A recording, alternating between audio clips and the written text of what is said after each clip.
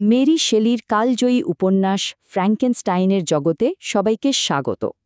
চলুন এই অসাধারণ গল্পের গভীরে ডুব দেয়া যাক আর ধীরে ধীরে উন্মোচন করি সৃষ্টা আর তার সৃষ্টির সেই মর্মান্তিক কাহিনী।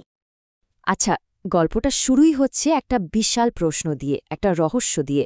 ভাবুন তো একবার, আর্কটিকের ওই জমাট বরফের রাজ্যে একজন মানুষ প্রায় মরতে বসেছে, কিন্তু সে তাড়া করে চলেছে এক বিশাল উরূপের ছায়াকে। কেন? কি এমন কারণ থাকতে পারে এই পাগলামির পেছনে? এই রহস্যের গভীরে যেতে হলে আমাদের গল্পের একদম শুরুতে ফিরে যেতে হবে। তো চলুন আমাদের প্রথম পর্ব শুরু করা যাক, বরফের মাঝে এক আগন্তুক। অভিযাত্রী রবার্ট ওয়াল্টন তার দল নিয়ে উত্তর মেরু জয়ের মিশনে বেরিয়েছেন। হঠাৎ একদিন তিনি আর তার নাবিকরা যা দেখলেন তা এক কথায় অবিশ্বাস্য।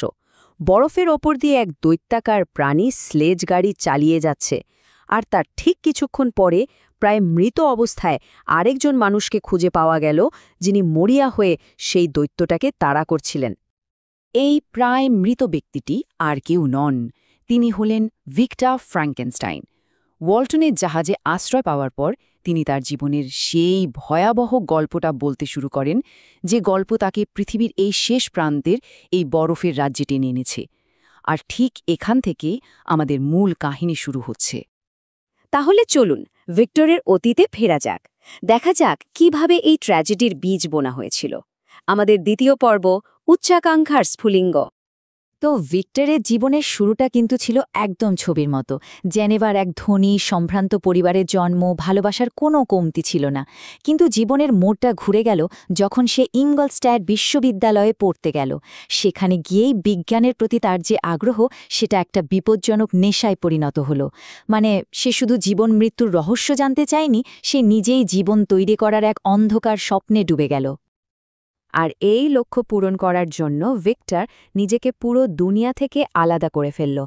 দিন রাত এক করে সে তার গোপন ল্যাবরেটরিতে পড়ে থাকতে শুরু করল, পরিবার, বন্ধুবান্ধব সবকিছু ভুলে গিয়ে। সে কবরস্থান আর কসাইখানা থেকে মরাদেহের বিভিন্ন অংশ জোগাড় করতে লাগল। ঈশ্বর হওয়ার এই নেশা তাকে পুরোপুরি অন্ধ করে দিয়েছিল। শেষ পর্যন্ত সেই দিনটা এলো, কিন্তু ভিক্টর যা তৈরি করল সেটা কি তার স্বপ্নের মতো সুন্দর ছিল, নাকি এক ভয়ঙ্কর দুঃস্বপ্ন? চলুন আমাদের পরের অংশে যাই, এক ভয়ঙ্কর সৃষ্টি। আর ঠিক তখনই গল্পের সবচেয়ে গুরুত্বপূর্ণ মুহূর্তটা এলো। অনেক অনেক পরিশ্রমের পর সেই নিষ্প্রাণ শরীরে যখন প্রাণের সঞ্চার হল, ভিক্টর তার সৃষ্টির দিকে তাকিয়ে ভয়ে জমে গেল। তার হলুদ চোখ, কুচকানো চামড়া আর বিশাল শরীর দেখে তার এতদিনের সুন্দর স্বপ্নটা এক মুহূর্তেই দুঃস্বপ্নে পাল্টে গেল। এখানেই ভিক্টর তার জীবনের সবচেয়ে বড় ভুলটা করে বসল। সাফল্যের চূড়ায় পৌঁছে সে তার স্রষ্টার দায়িত্ব নিতে পারল না। নিজের সৃষ্টির প্রতি ঘৃণা আর ভয়ে সে ল্যাবরেটরি থেকে পালিয়ে গেল। এই সদ্য জন্মানো অসহায় প্রাণীটাকে সে একলা ফেলে রেখে গেল এই অচেনা পৃথিবীতে।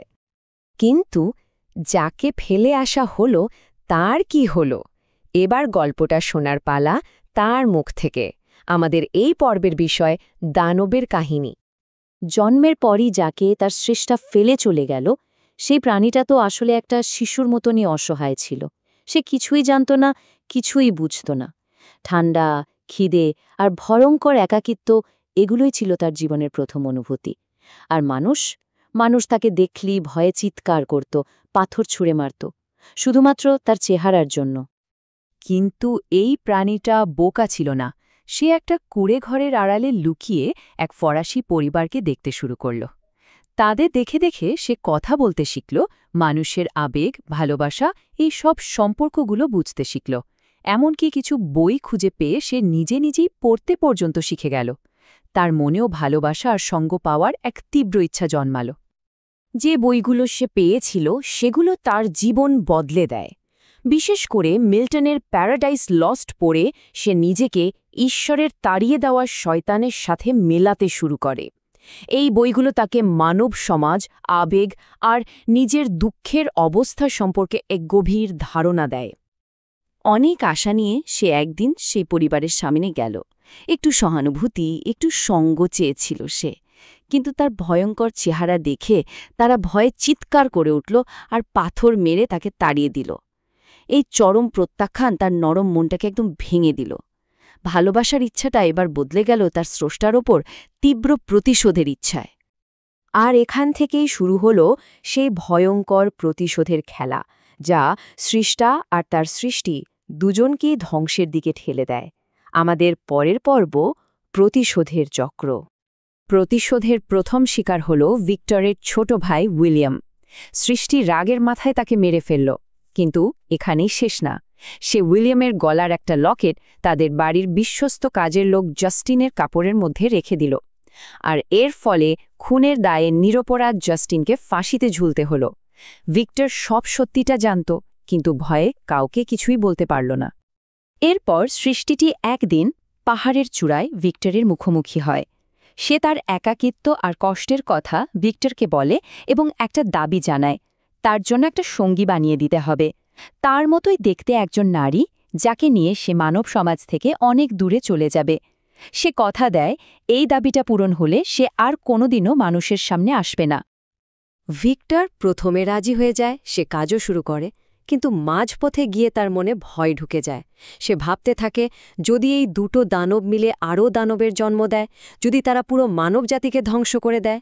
এই ভয়ে সে প্রায় তৈরি হয়ে যাওয়া নারী সৃষ্টিটাকে ছিঁড়ে টুকরো টুকরো করে ফেলে, আর সৃষ্টিটি জানালা দিয়ে পুরো ঘটনাটা দেখতে পায়। এই চূড়ান্ত বিশ্বাসঘাতকতার পর সৃষ্টিটি যন্ত্রণায় চিৎকার করে ওঠে আর ভিক্টরকে একটা হিমশীতল হুমকি দেয়, আমি তোমার বিয়ের রাতে তোমার সাথে থাকব। এই কথাটা ভিক্টরের জীবনের জন্য এক ভয়ঙ্কর অভিশাপ হয়ে দাঁড়ায়। এই স্লাইডটা দেখলে পরিষ্কার বোঝা যায় কিভাবে এই প্রতিশোধের খেলায় দুজনই সবকিছু হারিয়েছে। ভিক্টর একে একে হারিয়েছে তার ভাই, প্রিয় বন্ধু, স্ত্রী এবং বাবাকে। আর অন্যদিকে সৃষ্টিও পেয়েছে শুধু একাকিত্ব, মানুষের ঘৃণা আর সীমাহীন হতাশা। দুজনেই আসলে নিজেদের তৈরি করা নরকেই পুড়েছে। আর এভাবেই ভিক্টর তার সৃষ্টিকে তাড়া করতে করতে সেই আর্কটিক পর্যন্ত পৌঁছে যায়, যেখানে রবার্ট ওয়াল্টন তাকে খুঁজে পেয়েছিল। তার লম্বা আর দুঃখের গল্পটা শেষ করার পর প্রতিশোধের নেশায় ক্লান্ত বিধ্বস্ত ভিক্টর মারা যায়। তার জীবনের বৃত্তটা এভাবেই শেষ হল। কিন্তু গল্পটা এখানেই শেষ হয়নি। ভিক্টরের মৃত্যুর পর সৃষ্টিটি জাহাজে এসে হাজির হয় এবং তার স্রষ্টার মৃতদেহের পাশে দাঁড়িয়ে দুঃখ প্রকাশ করে। সে বলে তার প্রতিশোধের আগুন এখন নিভে গেছে, কারণ যার উপর সে প্রতিশোধ নিতে চেয়েছিল সেই তো আর নেই। ওয়াল্টনকে সে জানায় যে এবার সে নিজেই নিজের জীবন শেষ করে দেবে। তাহলে দেখুন শেষ পর্যন্ত কি হল। স্রষ্টা আর তার সৃষ্টি দুজনেই তাদের এই ঘৃণা আর প্রতিশোধের খেলায় একদম ধ্বংস হয়ে গেল। আর এই পুরো ট্র্যাজেডির শেষে আমাদের মনে একটাই প্রশ্ন ঘুরপাক খায়, আসল দানবটা কে ছিল? ভিক্টর, যে কিনা জীবন তৈরি করার মতো বিশাল দায়িত্ব নিয়ে চরম দায়িত্বজ্ঞানহীনের মতো তাকে ফেলে চলে গেল, নাকি সেই সৃষ্টি যাকে সময় শুধু তার চেহারার জন্য ঘৃণা করল, তাড়িয়ে দিল আর শেষে হিংস্র হতে বাধ্য করল? এই প্রশ্নটাই কিন্তু মেরি শেলির ফ্র্যাঙ্কেনস্টাইনকে আজও এত জীবন্ত আর শক্তিশালী করে রেখেছে। চলুন দেখি, যেটাকে আমরা এখন একটা হরর স্টোরি বলে জানি, সেই সময়ের মানুষজন এটাকে কিভাবে দেখত। মানে আজকের দিনে আমরা যা ভাবি আর তখনকার বাস্তবতার মধ্যে কিন্তু একটা বিরাট ফারাক ছিল। আর এখানেই তো আসল মজাটা। আজ আমরা ফ্র্যাঙ্কেনস্টাইনকে বলি সেরা ভৌতিক গল্পগুলোর একটা, কিন্তু জানেন কি, মেরি শেলির সময় লোকে এটাকে একদমই অন্য চোখে দেখত। তাদের কাছে এটা ছিল একটা গভীর ফিলোসফিক্যাল বই, ভাবনার খোরাক, নিছক ভয় পাওয়ার জন্য নয়। এই অসাধারণ উপন্যাসের পেছনে যিনি ছিলেন, তিনি নিজেও ছিলেন অসাধারণ, মেরি শেলি। তিনি এমন একটা সময় লিখছিলেন যখন একজন নারীর পক্ষে লেখক হওয়াটা ছিল বলতে গেলে প্রায় একটা যুদ্ধের শামিল। এই কথাটা একবার ভাবুন তো, ঊনবিংশ শতাব্দীর শুরুর দিকটা একজন নারী লেখকের জন্য মোটেও ভালো সময় ছিল না। এটা শুধু একটা লাইন না, এটা তখনকার কঠিন বাস্তবতার একটা ঝলক।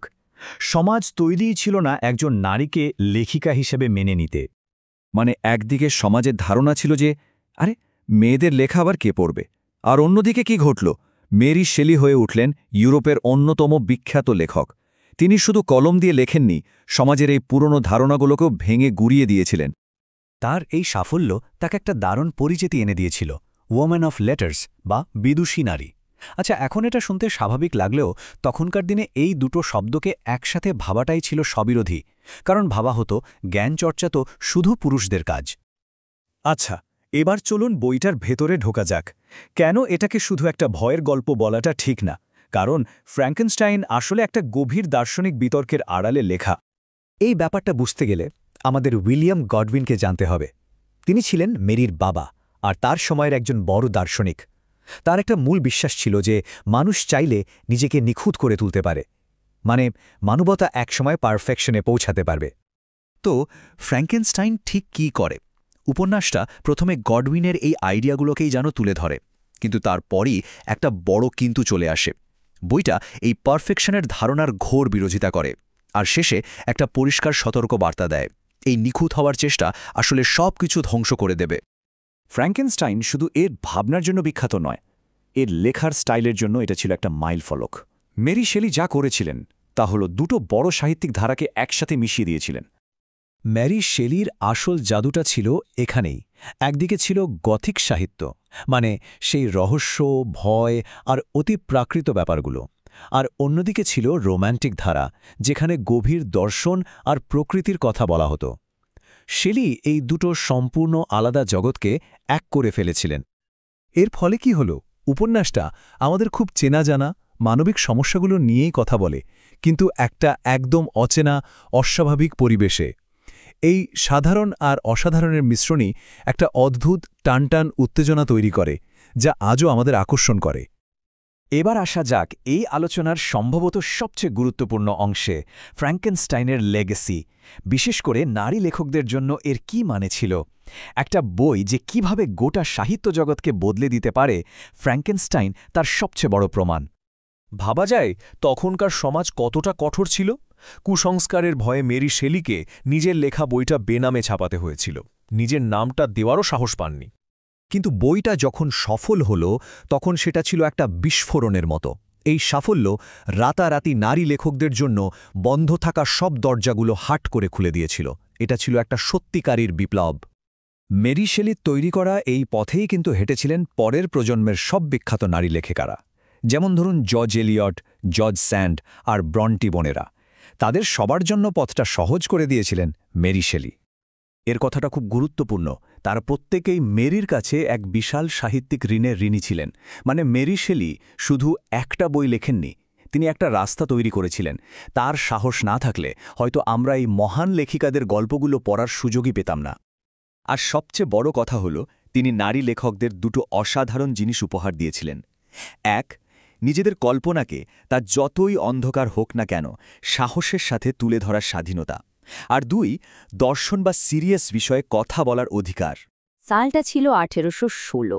আর না, এটা কিন্তু কোনো সাধারণ বছর ছিল না। ইতিহাসে এই বছরটা এক বিশেষ আর বলা যায় বেশ অন্ধকার একটা অধ্যায়। আর এই অদ্ভুত সময়টাই ফ্র্যাঙ্কেনস্টাইনের জন্মের জন্য মঞ্চটা তৈরি করে দিয়েছিল। প্ল্যানটা ছিল দারুণ। জেনেভা লেকের ধারে একটা সুন্দর ভিলাতে গ্রীষ্মের ছুটি কাটানো হবে।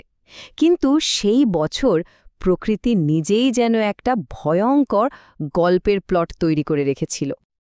আসলে এর ঠিক আগের বছর 1815 সালে ইন্দোনেশিয়ার মাউন্ট তাম্বোরা আগ্নেয়গিরিতে এক অসম্ভব অগ্ন্যুৎপাত হয়।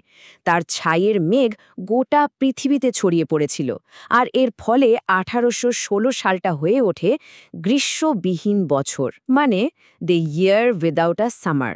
ভাবা যায়, সেই গ্রীষ্মে থামার নামই নেই এমন বৃষ্টি আর কনকনে ঠান্ডার কারণে মেরিরা তাদের ভিলাতে একরকম বন্দী হয়ে পড়েন। আর সেই বন্দিদশায় একসাথে কারা ছিলেন? ছিলেন মেরি, তার প্রেমিক কবি পার্সি শেলি, সেই সময়ের রকস্টার কবি লর্ড বাইরন, আর বাইরনের ব্যক্তিগত চিকিৎসক জন পলিডোরি। ভাবুন একবার, সাহিত্যের ইতিহাসের কি দারুণ একটা আসর বসেছিল সেই ঝড়ো মেঘলা দিনে। তো বাইরে ঝুম বৃষ্টি, ভেতরে অফুরন্ত সময়। কি আর করা যায়? তাঁরা সময় কাটানোর জন্য জার্মান ভূতের গল্পের বই পড়া শুরু করলেন। আর এই গল্পগুলোই কিন্তু অজান্তে তাদের সবার কল্পনাকে উস্কে দিচ্ছিল, একটা নতুন সৃষ্টির পথ খুলে দিচ্ছিল। আর ঠিক তখনই একদিন সন্ধ্যায় লর্ড বাইরন একটা চ্যালেঞ্জ ছুড়ে দিলেন। বললেন, শুধু অন্যের গল্প পড়ব কেন, চলো আমরা প্রত্যেকে একটা করে ভূতের গল্প লিখি। এই একটা চ্যালেঞ্জ, এটাই কিন্তু সাহিত্যের ইতিহাসকে চিরদিনের জন্য বদলে দিয়েছিল। বাইরনের চ্যালেঞ্জ শুনে তো সবাই গল্প লেখার চেষ্টা শুরু করে দিলেন। কিন্তু মেরির মাথায় কিচ্ছু আসছিল না। তিনি দিনের পর দিন ভেবে যাচ্ছিলেন, কিন্তু জমাট বাঁধা কোনো আইডিয়াই পাচ্ছিলেন না। তবে খুব তাড়াতাড়ি আগুনের পাশে বসে হওয়া একটা বৈজ্ঞানিক আলোচনা তার ভাবনার জগতে স্ফুলিঙ্গের মতো কাজ করল। সেই রাতে পার্সি শেলি আর লর্ড বাইরন কথা বলছিলেন সেই সময়কার সবচেয়ে আলোচিত আর খানিকটা বিতর্কিত একটা বিষয় নিয়ে, আর সেই আলোচনার বিষয়বস্তু ছিল গ্যালভানিজম। তো এই গ্যালভানিজম জিনিসটা কি? এটা ছিল সেই যুগের একটা যুগান্তকারী কিন্তু বেশ ভয় ধরানো বৈজ্ঞানিক তত্ত্ব। বিজ্ঞানীরা তখন ব্যাঙের মতো মৃত প্রাণীর শরীরে বিদ্যুৎ পাঠিয়ে তার পেশি নাড়াতে পারতেন। আর এই ঘটনায় মানুষের মনে একটা সাংঘাতিক প্রশ্ন তুলে দিয়েছিল, তাহলে কি বিদ্যুৎ ব্যবহার করে মৃত মানুষকেও জীবিত করা সম্ভব? বিজ্ঞানের এই আলোচনাটা মেরির মনে গেঁথে গিয়েছিল। আর শুধু তাই নয়, এটা তার ব্যক্তিগত জীবনের ভয়, উদ্বেগ আর কষ্টের সাথে মিলেমিশে একাকার হয়ে এক ভয়ঙ্কর রূপ নিয়েছিল। দেখুন, একদিকে ছিল মৃতকে আবার জীবন দেওয়ার এই রোমাঞ্চকর বৈজ্ঞানিক ধারণাটা, আর অন্যদিকে ছিল মেরির নিজের জীবনের গভীর এক যন্ত্রণা। তিনি তার কিছুদিন আগেই তার প্রথম সন্তানকে হারিয়েছিলেন। তাই সৃষ্টি, জন্ম, মৃত্যু এইসব নিয়ে তার মনে ছিল তীব্র একটা উদ্বেগ। এই দুটো বিষয় যখন একসাথে মিশে গেল, তখনই জন্ম নিল এক ভয়ঙ্কর মানসিক অবস্থা।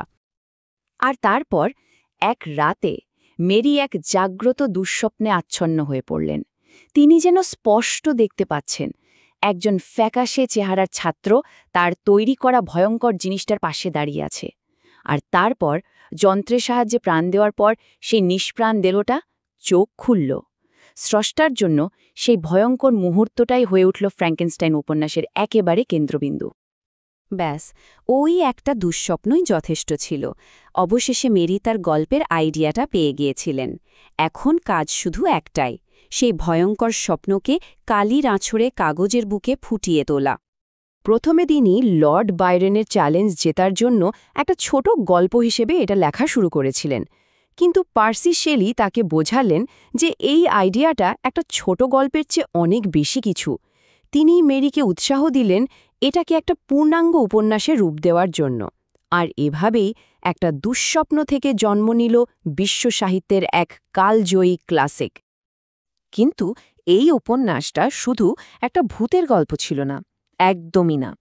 মেরির মাধ্যমে কিছু খুব গভীর প্রশ্ন তুলে ধরেছিলেন, যেমন বিজ্ঞানের লাগাম ছাড়া উচ্চাকাঙ্ক্ষার ফল কি হতে পারে, একজন স্রষ্টার তার সৃষ্টির প্রতি দায়িত্বটা ঠিক কতখানি, আর আসল প্রশ্নটা হল প্রকৃত মানুষ বা দানব আমরা কাকে বলবো। অবশেষে 1818 সালে বইটা প্রকাশিত হল, তবে বেনামে। আসলে সেই সময়ে একজন অল্প বয়সী নারী হিসেবে নিজের নামে এমন একটা ভয়ঙ্কর আর দার্শনিক উপন্যাস প্রকাশ করাটা মোটেই সহজ ছিল না। কিন্তু খুব তাড়াতাড়ি এটা পাঠকদের মধ্যে সাড়া ফেলে দেয়, আর ধীরে ধীরে এর আসল স্রষ্টার পরিচয়ও সবার সামনে চলে আসে।